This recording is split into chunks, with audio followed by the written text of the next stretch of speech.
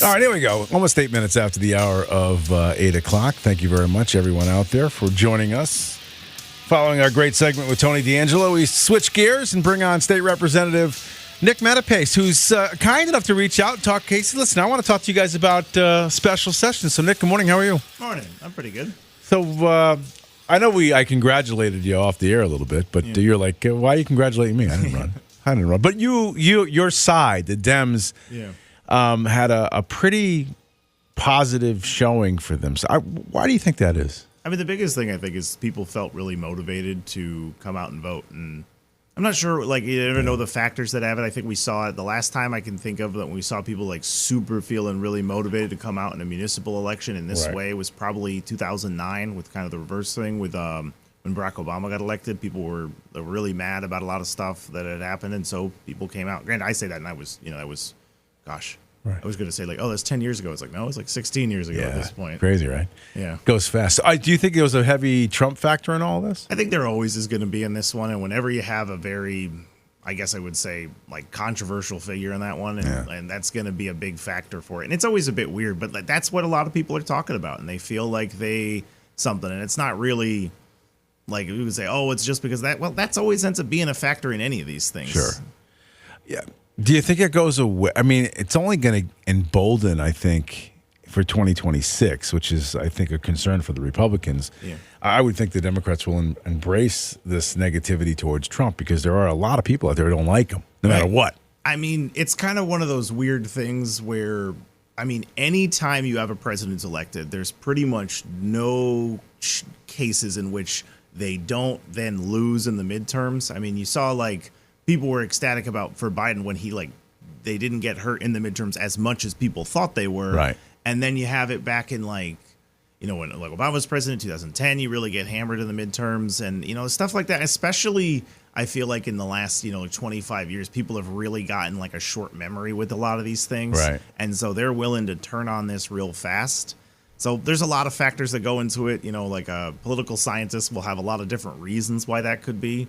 But yeah, I mean, I think it's just a huge factor. I mean, it's unfortunately why a lot of these guys are trying to change the maps in different states because they don't like that they're going to get hurt on these. But that goes both ways. I mean, both sides are trying to change the maps. I think a lot of it is one of like, we had an opportunity a couple years ago to basically, and I think that's kind of inevitably what we're going to need to do if we're going to be successful is to try and take essentially the politicians out of it and be able to be like, no, we're going to have an independent board who's going to determine this. I mean, there's people, and that's on both sides, who have said, like, we really need to do this. I remember I went to a talk, of all things, it was Gates, who was, I think, he had been like the previous Secretary of Defense, and he was talking about this of like, yeah, we're really going to need to do this, which I just remember things like, you're the previous like defense secretary. It's an odd thing to talk about, but hey, I agreed with him completely. It's like, yeah, you're going to need to do something where it's like an impartial review on these. I think I agree with you on that. I do. Yeah. I think that when you allow the politicians, no offense,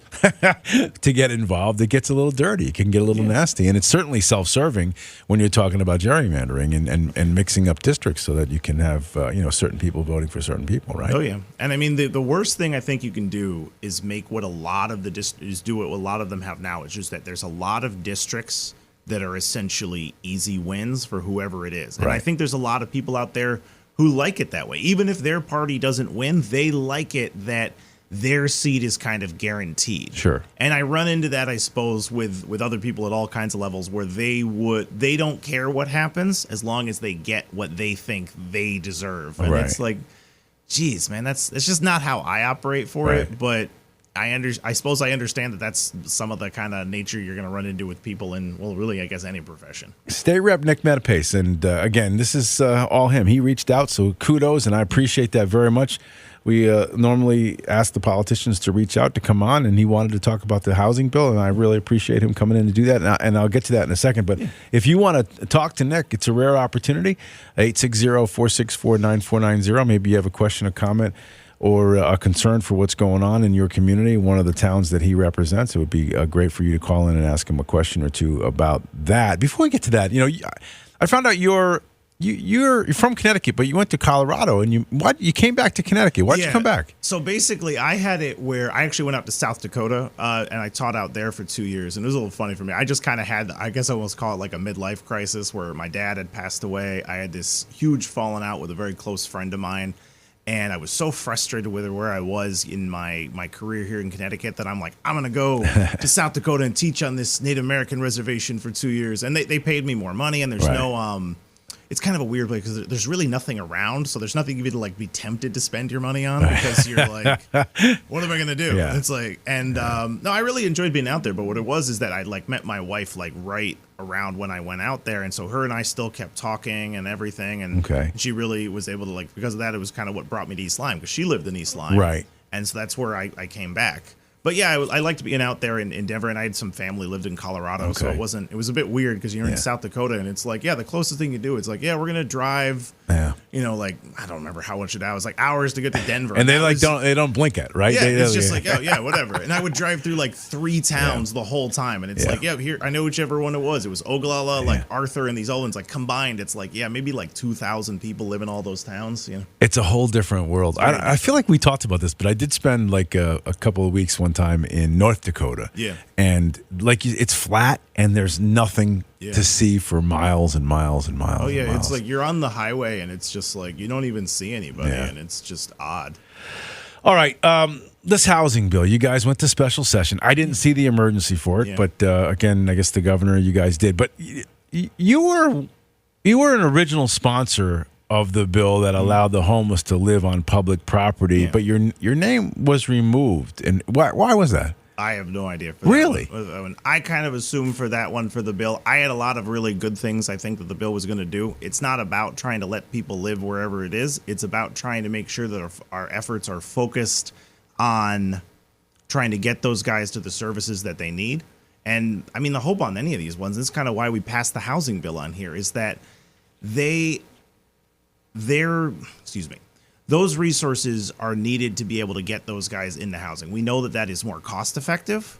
We know that is more, I guess I would say, practical. It is a good solution to be able to try and get people into housing. And the best way to do that is to try and actually, build housing or have housing that's provided for people. So this is a question I have, because everyone I ask this question of, I sort of get a roundabout answer. We have housing being built all over the place. You look around, it's everywhere, right? Mm-hmm. And in a lot of cases, some of this stuff is sitting empty. And we actually have a tremendous amount of storefronts that are empty. Yeah. Where are all these? First of all, are there that many more people? Because the mathematics that I looked at doesn't seem to indicate that we have need for that many more. Maybe I'm mistaken, but what are the numbers that you're seeing as far as people that are in need of housing? Are we going to fill these housing units up? Yeah, I mean, I absolutely agree that we need to fill up those housing. There gets into something that the minority leader said on there, which I thought was a little funny because I guess I would answer the first part of the question. We're about 100,000 units short right now in the state. And what that means is that we are not going to allow for the kind of population growth that's needed for the state to actually be successful. And that's not even coming from me. That's coming from the CBIA, which is the Connecticut Business Industry Association. That's something that we really need to be doing. And when it comes back to the bill that we had on homelessness that I was talking about, I think a lot of those ones that we put forward, we even had bipartisan support. What got me frustrated with those bills was that they ended up becoming this partisan tool that people were able to come out there and say oh, this is what this is trying to do. And it's it was very frustrating because we can't have a real conversation about it. It becomes the very sensational stuff of oh my God, you're trying to let people camp in parks as a solution. It's no, we want to get these guys into housing. That's the whole point. And what excuse me, you guys will notice I have a little bit of ADD, so I skipped around a bit. Oh, that's okay. What you mentioned for this, and the minority leader had gotten up there and said the real problem, well, forgive me, I'm paraphrasing, is that there's this is private equity. Private equity's coming in and being able to buy up these places. And part of that is true in that a lot of these ones, they're owned by these groups that they don't necessarily care if they get rented out right away. They don't necessarily care what if it happens right away. They're thinking very long term. And it just threw me off because I'm well, I had a bill to try and be able to do something about this. And instead of, sponsoring that one, that's just not a serious conversation that those guys are having. They just want to be able to say it's a problem, but we don't have to actually do anything to address it. Now, personally, we don't have the support from Democrats enough to be able to do that either. It didn't even get called up in the House because there were enough opposition to it for actually doing something about these private equity groups that are coming in and buying up all this housing that, we couldn't do. We have a similar issue in a place like East Lyme in the other end where so many of these houses are getting turned into Airbnbs that it creates a huge problem. What would the bill do in that case? I mean, you said you wanted to put a bill forward. Would you just not allow private equity to buy these things in bulk? How would that work? It would basically be a little bit more complicated than that. But the essential thing is that we're trying to limit how much these groups could actually do and how much they can actually control. So it does get, and that's one of the reasons why it's hard to try and enforce something like that, because some of these groups, they basically just create like smaller and smaller groups within it. But the goal is to essentially prevent some of these big corporate groups coming in, buying up as much as they possibly can and really pricing people out. Now that I think is part of the tool, because I don't think that is like, you can't like unprivate equity it into like suddenly having a housing surplus. Right. But you're always supposed to have a certain amount. It's like, unemployment. If there's not at least a certain amount of unemployment, it means that people aren't leaving their jobs to try and find new jobs. And it's the same thing for housing. If there's not at least a certain amount of housing stock, it means people aren't selling their houses. And, that's obviously not great. So do you think, and I'm getting a lot of social media to ask me the question, do you think a lot of the shortage in housing is is being caused by an influx of illegal immigrants or undocumented, however you want to term it, here in the state of Connecticut? Is that why you think you don't think that has anything to do with it? You're not the only one to say that. Like, actually, there have been other people, but that doesn't seem like it makes any sense to me. If you've got, if you've got a number of people coming here who are not supposed to be here legally, they got to live somewhere. They've got to sleep somewhere. So you would think that would put stress on that. To be housed. But the part of the thing is, though, let's say you get this, and this is always the argument that I run into, is if you got rid of all of these guys and you were like every single person who is not documented, which unfortunately I know in this area we had an influx because we have a lot of people who were here as documented immigrants, but unfortunately because of the national decisions that have happened, they have now had their status changed, despite the fact that they were working, despite the fact that they were, having families out here. That was really frustrating because I work a lot with a lot of the Haitian community, and that was very frustrating for a lot of these guys. They were working at Mohegan, they were working at Walmart, they're doing all these things, working doubles, trying to be able to provide for their families, and to get their status changed means that those guys now struggle with, being able to... Do they have to go home at this point in time, or is that the idea? I mean, a lot of these guys, I don't know how you do if you've got, like, half your family has this and the other half doesn't. And the other part for me, and I know we're kind of drifting away from your question, is that, they're doing everything they're supposed to be doing. And they're here, and it's like they're not even being able to go. The amount of students I had who were here and they were talking about how worried they were about their families in Haiti was, I don't even know what percentage on it. Anybody who had family in Haiti was extremely concerned about their family still, because it was a very dangerous place to be. Sure it is. So you're I'm sorry. Go ahead. No, finish. But going back to what you had said, the thing I always come back to that is that even if you try and say all that stuff, even if you try and say, okay, well, we're going to get rid of every single person who's not documented and is living in a house, it's like, well, okay, barring the fact that, you would just be kicking those people out and then they wouldn't have a place to live, assuming that for whatever reason they're also out of the state or whatever.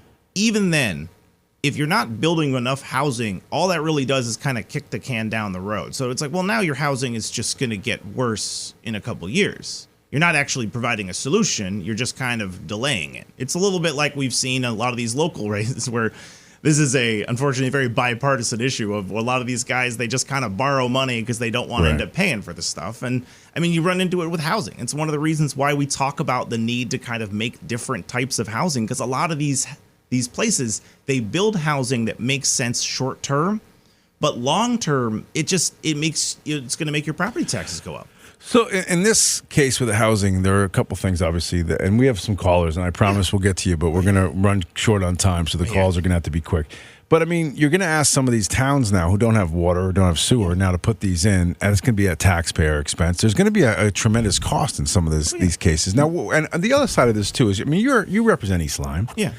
And East Lyme has drastically changed, and I think, it's become too congested. It's become the open space has disappeared. That's just my opinion. You can have a different one. Other people have a different one. That's fine. But some people try to escape. They use a successful career and escape to places where they're not being overcrowded. And it seems like this bill is taking that freedom away from them a little bit. Well, I just really want to mention to the first part that you mentioned. So, like, one of the things specifically about, like, sewage, that's been a huge issue on the shoreline. This bill specifically has a provision there to help towns with that wastewater sewage. They're not having to go and suddenly pay for this all on themselves. Yeah, but it's a loan, but the loan still goes back to the taxpayer. But we're still trying to actually provide the resources to be able to do this. It's the same thing we end up having, well, for those resources you were talking about. And I got to mention before is that we want to be able to make sure that we're building the kind of housing that makes sense long term for these places. And if all you build is sprawl, that eats into your open space. Right. And it means that I want us to be building housing that is near those already like existing infrastructure, so we're not, having to take on that huge expense. As you probably know for that one, it's a huge expense to build a single mile of like road. That's a huge amount of money that you got to pay every single year. And if you don't have enough houses on it to even pay for that, then it doesn't make sense. I keep getting the 100,000 number over and over again. Where are you guys getting that? I'm just curious. Because I still feel, listen, this is just me. Maybe I'm 100% wrong. I just feel like this housing shortage it's semi-manufactured, but maybe I'm wrong about that. I suppose in the sense that anything is kind of related to the market on that one, and that these private equity groups are coming in. They don't necessarily care if, we talked about before, if they sell it right away. But the 100,000 number comes from the CBIA, and it's a national one that does it too, that I'm forgetting the name, because they do the estimates for basically the entire Northeast, who are all like, we're short on these and these states that say, and then say we need more housing. Nick Menapace, kind enough for him to come in, state representative, talking a little bit about this housing bill. We're all over the place, and it goes really quickly, unfortunately, when he's here. But I did promise some folks to get a chance to call in, so do you mind taking a couple of calls? No. Let's go quick. We'll go to Jim in Lisbon. Jim, we don't have a lot of time, so we got to get right to it. Hey, good morning, gentlemen. Can you hear me? Yes, go ahead, buddy. Yeah. Representative, it's nice to talk to you. I went yesterday to the Capitol building, and there was a bunch of people milling around. I think there was a rumor that there was going to be some kind of a rally, and there was a bunch of people saying, well, what can we do? What can we do? So we went up to the governor's office, and we left a note for the governor saying, veto that bill because it's contrary to the citizens of Connecticut. What is your goal, Representative? To make Connecticut more affordable with housing. Hello? Yeah, can you hear me okay? Jim, can you hear him? I can't hear him. Okay, yeah. The goal is to try and make housing more affordable. This is something that I've talked about the last time I was here, that the kind of stuff we're doing, first-time home buyer credits, like that's something that has been universally supported in other states, especially Republican-led states. I don't know if you can still hear me. Is that a purpose of the government, is to make more affordable? Is that the purpose? I think there's a lot of people who believe that. Now, you passed the law. Can you still hear me? We can hear you fine, Jim. I don't know why you can't hear Nick, but we can hear you fine. Go ahead. All right. I'm sorry. I'm going on what I want to say rather than what he said. Yep. Anyways, you passed a law that says we're going to have a planning plan in place, and if not, then it's going to default, and it defaults to wide open. They can do whatever they want. Well, actually, it defaults to the regional plan. Go back to the local zoning board. Who puts the guidance, the planning representative on the board? Who's that? It's a member of a COG. I imagine that your planning board would be the one to decide these things. That's my question to you right now. We have a government inside of a government, an organization that's going to write up those plans for the future inside of the government. Who do they report to? I don't know if Lisbon is part of CCOG or if they've got a different regional one. I know in East Lyme and Salem we're part of the Southeastern Connecticut Coalition of Government. That is the regional thing that all of the local governments use. That is a collaborative group to be able to work on regional approaches. Now, we've kind of de-emphasized this, and one of the things that this housing bill is doing is trying to move the housing bill forward, the housing initiative forward, and make it a regional plan, because that was what municipal leaders said. They said every one of these ones, we've got to have more of a regional approach to this. Now, towns are able to make their own plans. That's one that, I imagine that, planning or zoning boards will be the first ones that'll be able to have this. It's what are you going to do to try and end up making this work? And even this, it's in 2028, 2029 is when the regional plan has to come through. So if they don't make it, it's going to kind of go back to this one. So it encourages these towns to be part of that process. All right, let me try to squeeze in one more before we run out. Old Dan, you only got about 90 seconds. Go ahead. Okay, I'll try to talk quick. Nick, you mentioned about sewers. Mm-hmm. I'm from Old Lyme, and DEEP is mandating that sewers along the shoreline be put in. We just had a meeting. 10 years ago, it was going to cost us $30,000 roughly to put them in. And just about everybody says, you know what, that's fair. We'll do it. We'll pay for it because you're going to give us a 20-year, 2% loan. Now the price is up to $70,000 or more. And we were told it's going to cost us $4,000 to $5,000 a year for 20 years. That does not include the $7,000 to $10,000 fee, to tie in our house to the street. And so my question is, you just said you're trying to get resources. Well, this is a simple example. If you really believe what you just said, and you believe you really want Long Island Sound, which is the state body of water, to be not polluted, why the heck don't you give us some resources or credits so that we don't want the whole thing paid for, but bring it down to the $30,000 that originally was, so it's like $125 a month instead of $350 to $400 a month, which I'm retired. It would kill somebody like me, and it doesn't make housing very affordable when DEEP makes us spend an extra $400 after taxes a month for 20 years, basically until I'm dead. All right, let me let him answer, Dan, then we got to go. Yeah, so all we really have at this was, we kind of mentioned this already, is that we are coming through with more resource to be able to make it easier to be able to, provide sewer capacity. The other thing I know I really wanted to do is that we had the septic systems. And there's this one we're trying to make sure to happen, because one of the problems with septics is they leak nitrogen. And when you're in the shoreline, if you're leaking a lot of nitrogen, it's getting into the water, and it's causing all of these kind of algae blooms, and it's just causing a big die-off on there. So I've been trying to get that. I tried it with the last session as well, but I'm going to try it again, is to try and say that we can get these nitrogen-reducing tanks. They're legal in the states around us.